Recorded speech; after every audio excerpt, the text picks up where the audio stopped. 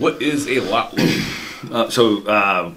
It's whether or not you can get a mortgage on a raw piece of land. And most of the big banks are very adverse to that. Bank of America, Wells Fargo is not real happy about lot loans. They'll do what's known as a land home package. They will let you buy the land, but then you have to agree, oh, I'm going to put a house on it in a couple of years.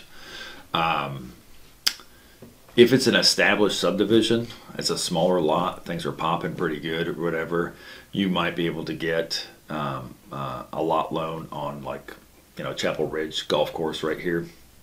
And local banks or regional banks will do like an 80-20 loan on that. So $100,000 piece of property, you put $20,000 down, they'll finance $80,000.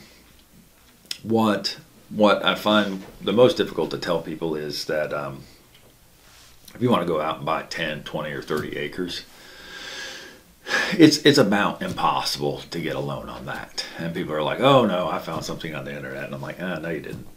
It's just, there's the people on the internet that say that they'll give you a $300,000 loan think that it's a $300,000 house. They don't understand the intricacies involved in financing raw land. So it's extremely rare. And people are like, oh, well, I have, 750, 780, 800 Beacon score. And I'm like, it's not a matter of how good your credit is.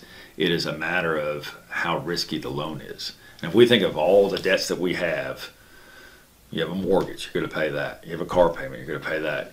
Power bills and credit cards, you're going to pay that. Those are all the things that you need to function and everything. Then you have a land loan.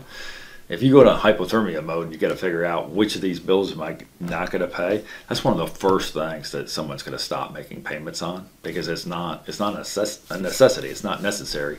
And so because of that, it's a higher risk loan.